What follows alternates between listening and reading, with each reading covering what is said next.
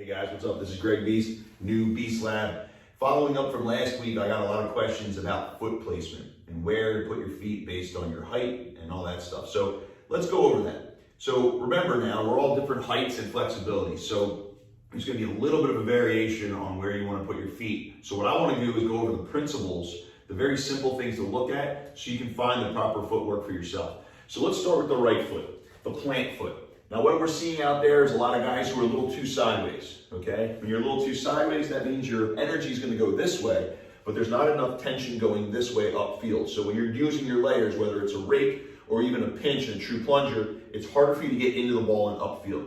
So what you want to do is you want to make sure that right foot is on a 45-degree angle pointing at the ball exactly. And what that'll do is put your body on a 45-degree angle because you don't want to be totally sideways, okay? Now, if you are kicking your right foot back on the whistle, we've talked about it before, that is a huge no-no because against an elite level, understanding SNG face-off guide, we are going to feel that, time it up, and as soon as we feel your foot kick back, we're going to rip the ball out and beat you forward constantly.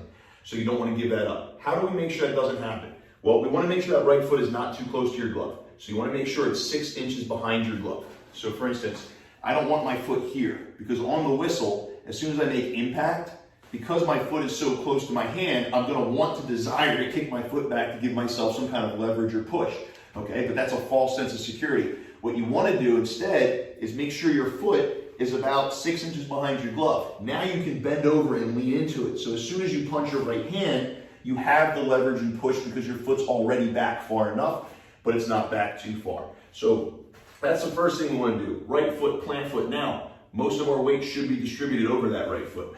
Okay, so that's the constant.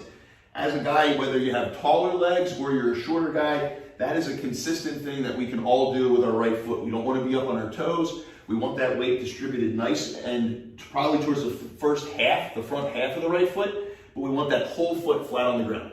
Now, once we get here and our weight is distributed over that right leg, what we want with our left foot is going to be completely based on your comfort level. So let's go over 2 different opportunities for you. The one thing is the left foot has to be all the way up to the line. Your left foot should never be behind your right leg, okay? So it should always be up to the line. Now, if you like your foot flat on the ground, okay, that's fine. You can totally have your foot flat on the ground. What we want is that knee pointing upfield. You do not want your knee in here. Once you're in here, you're gonna start to feel this, and you're gonna push yourself away, which means you're gonna get beat by guys who are good at raking the ball down the line, okay? So what you want is bent knee. Upfield, bend this knee, so that means on the whistle you can drive. That's why we call the left foot the drive foot, because you're going to drive and push off. What we don't want is a heel stomp, where on the whistle you drive your heel into the ground and go back the other way.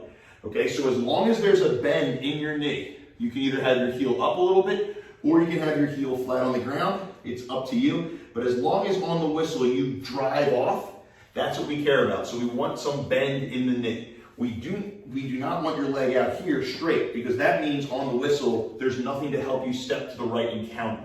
We want you naturally progressing after the whistle on your offensive motion, if you don't get it, to then be able to push off and get in front of your opponent or else you're gonna give up breaks. So the right foot is the plant foot, 45 degrees, about 6 inches behind your right glove. Distribute your weight mostly over that right foot. The left foot is gonna be either flat or lift the left heel up, as long as you have a bent knee and it's up to the line so you can drive into and in front of the ball, okay? So there's your foot placement, get to work, and then also subscribe and leave underneath the comment section what you'd like me to go over next week in the Beast Lab.